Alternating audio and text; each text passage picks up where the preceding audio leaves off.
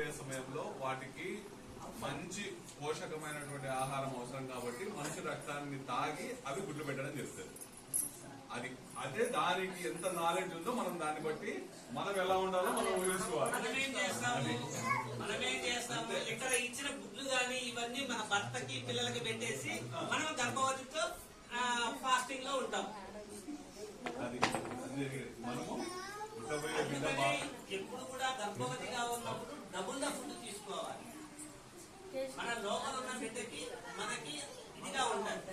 ఆ దోమకున్న నాలెడ్జ్ కూడా మనకు లేదు అనేది ఆయన చెప్పే ఇది అంతే కదమ్మా. మన పుట్టబోయే బిడ్డ బాగా హెల్దీగా పుట్టాలి అన్నప్పుడు మనం ఆ ఫుడ్ తీసుకోవాలి. ఎందుకంటే మనం తీసుకునే ఫుడ్డే బిడ్డ కూడా వెళ్ళడం జరుగుతుంది. సో కాబట్టి ఈ పోషణ్ మాహ్ అంటే నెల అన్నమాట.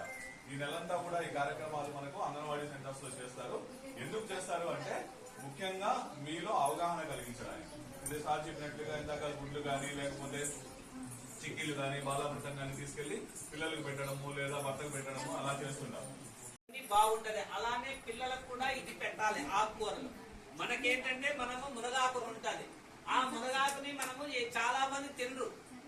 కానీ మునగాకు కావచ్చు లేకపోతే పప్పులో గాని లేకపోతే ఫ్రై చేసుకొని గాని రోజు తింటే వాళ్ళకి రక్తహీనత లేకుండా ఉంటది.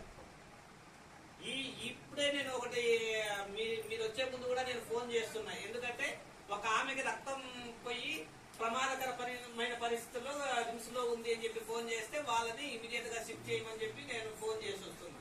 ఎందుకంటే మనకి రక్తం బాగుంటే మన బిడ్డ మనకు ఎటువంటి ప్రమాదము లేకుండా బాగా హెల్తీగా పుట్టాడు. మనం ఎందుకు పిల్లలు కావాలనుకుంటేది మన పిల్ల బాగా హెల్తీగా ఉండాలి. ఇవన్నీ మీకు ఎందుకంటే ఈ నెలలో ఇవన్నీ మీకు ప్రతి దగ్గర చూపిస్తా ఉంటాం.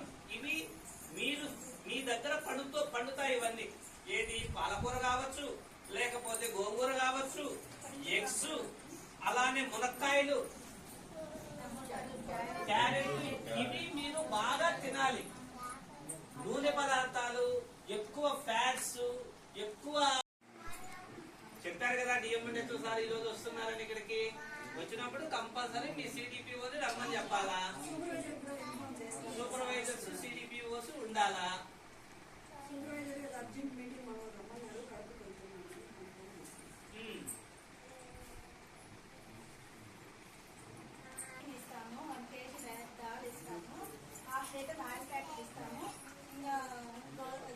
రాగి పిండి, చిక్కి నుంచి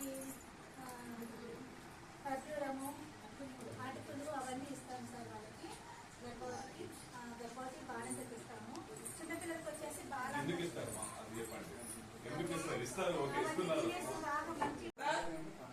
మళ్ళీ ఇక్కడ ఉంది 1443 అని. దీనికి కానీ మీరు చేస్తే మీకు అమౌంట్ ఏం పడదు. మామూలుగా మనం ఫోన్ చేస్తే అమౌంట్ పడతారు కదా, ఆ అమౌంట్ పడదు. దీంట్లో మీకు ఫ్రీ కాల్ వస్తారు. మళ్ళీ వాళ్ళు చెప్పేదంతా మీరు వినొచ్చు. ఇది మీరు చేయాలి.